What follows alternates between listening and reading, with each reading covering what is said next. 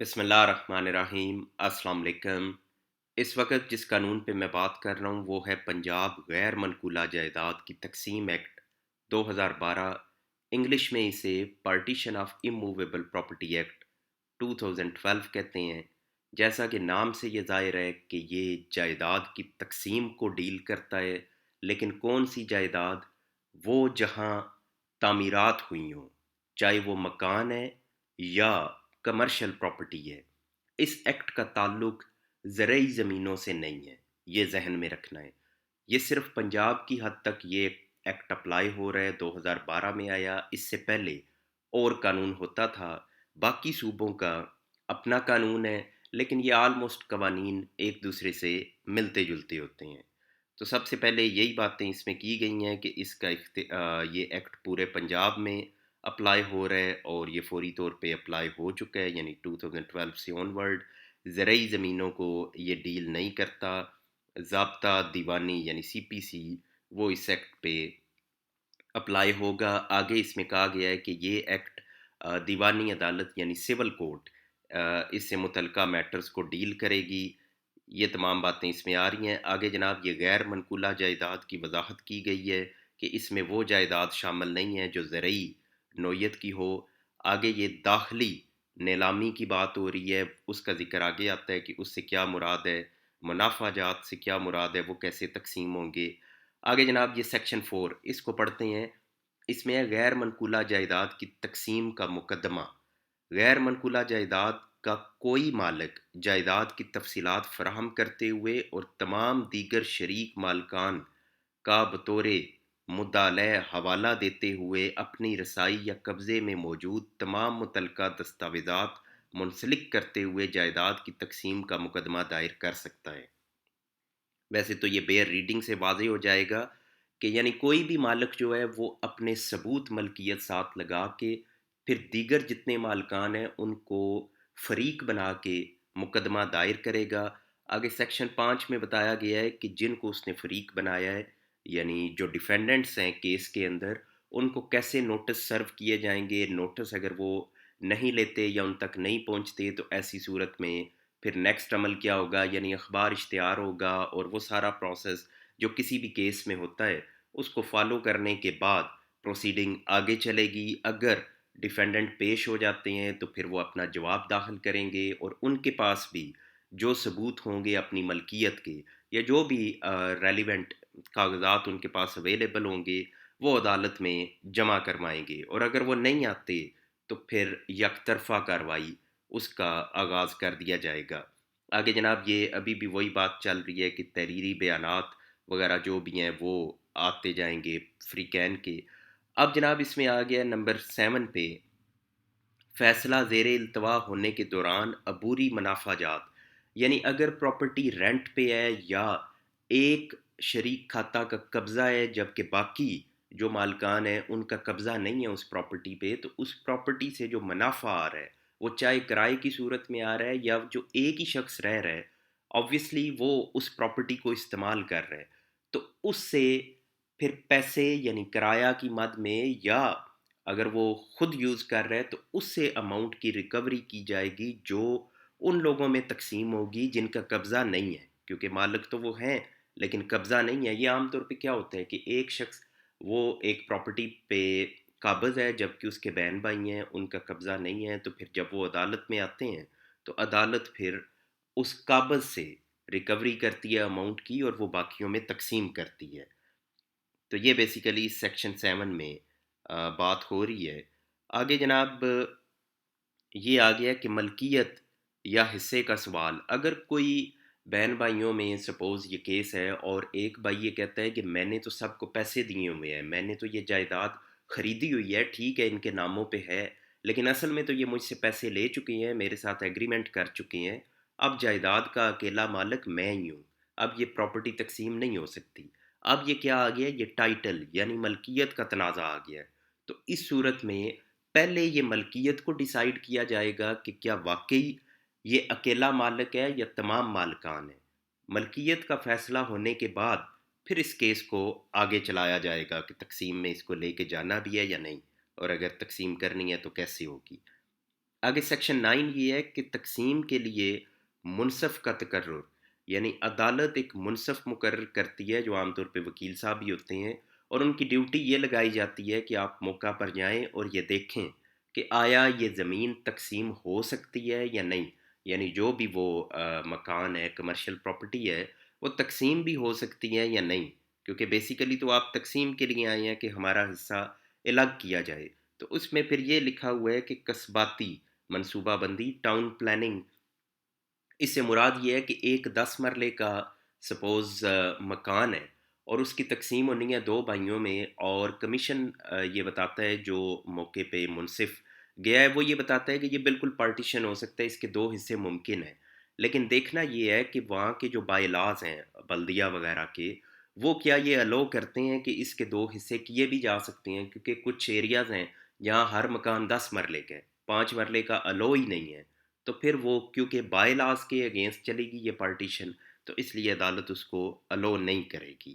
تو وہ چاہے تقسیم ہو بھی سکتا ہو، لیکن کیونکہ بائی لاز کے اگینسٹ ہے لہٰذا تقسیم نہیں ہوگی۔ تو اس میں اب نیچے بھی اسی طرح کی باتیں ڈسکس ہو رہی ہیں۔ منصف غیر منقولہ جائیداد کے دو یا زائد شریک مالکان کی تحریری رضامندی سے تقسیم کے منصوبے میں ایسے شریک مالکان کے حصوں کو یکجا کر سکتا ہے۔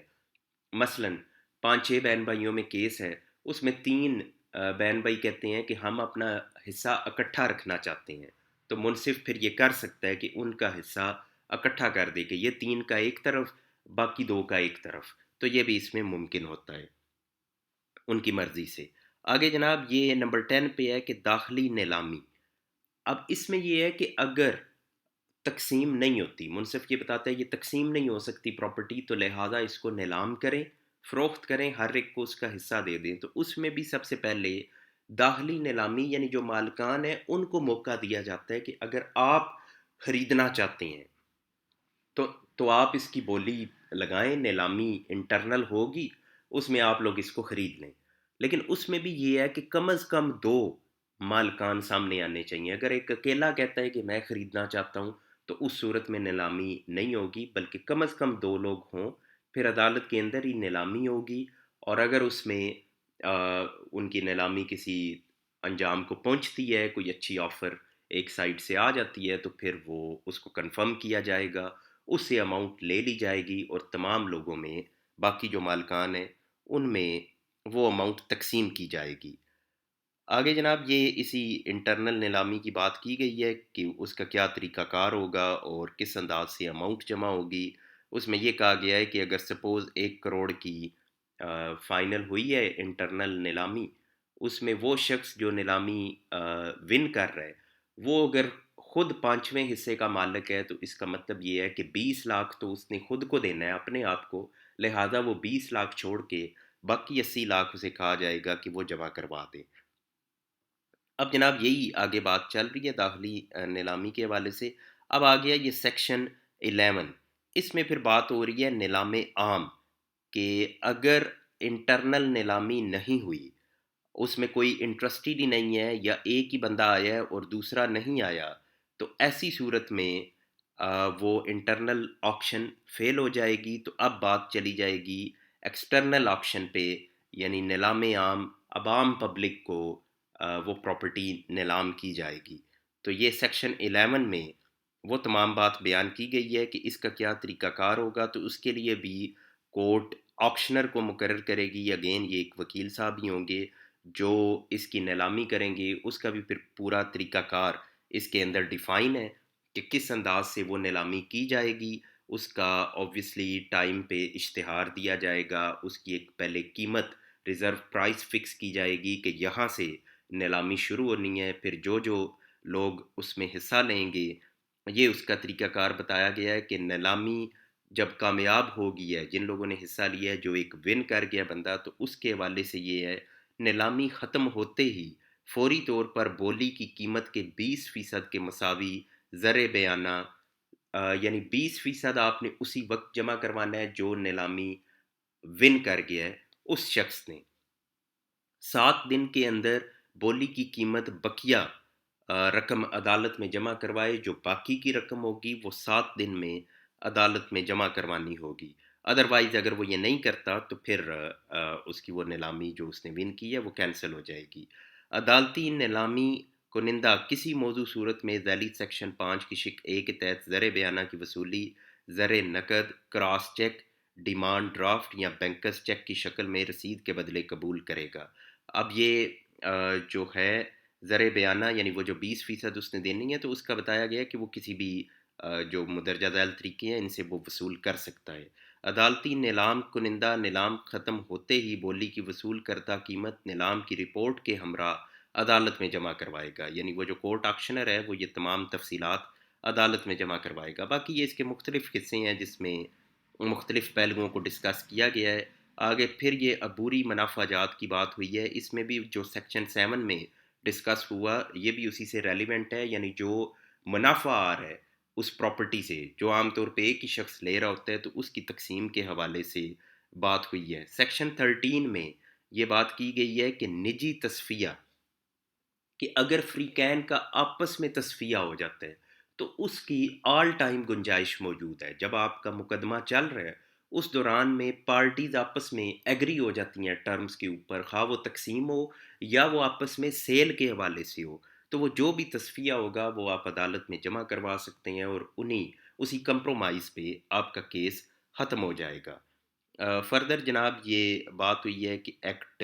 1908 یعنی جو سی پی سی ہے کہ اس کا اطلاق ہوگا۔ ہائی کورٹ کی ہدایات اس حوالے سے ہیں کہ وہ جو بھی ہوں گی ان کو فالو کیا جائے گا، اور اس میں یہ بتایا گیا ہے کہ تقسیم ایکٹ 1893 یعنی اس 2012 کے ایکٹ کے پہلے، ابھی تو اس کا نفاذ ہو چکا ہے تو اس سے پہلے یہ 1893 کا ایکٹ تھا جس کے تحت ایسی پراپرٹی یا جائیداد کو تقسیم کیا جاتا تھا، تو اس کا کہا گیا ہے کہ وہ آج سے منسوخ تصور ہوگا۔ اور کے پی کے میں مجھے لگتا ہے کہ ابھی بھی یہی ایکٹ ہے 1893 کا جس کے تحت تقسیم ہوتی ہے، اور سندھ کا ان میں میرا خیال ہے 1979 کا کوئی ایکٹ ہے یا آرڈیننس ہے جس کے تحت تقسیم ہوتی ہے ایسی جائیداد جو غیر منقولہ اور رہائشی یا کمرشل ہو۔ تو یہ جناب اس حوالے سے ایکٹ ہے۔ اس کے انگلش ورژن کو میں نے کافی پہلے ڈسکس کیا تھا، لیکن اس میں سوالات بھی، اور خاص طور پہ یہ اردو ورژن کیونکہ سمجھنا آسان ہوتا ہے تو اس لیے اس کو میں نے یہاں ریڈ آؤٹ کیا۔ فردر جو اس کو پڑھنا چاہے یہ اویلیبل ہوتا ہے، آپ اس کو اسٹڈی کر سکتے ہیں۔ Thank you very much.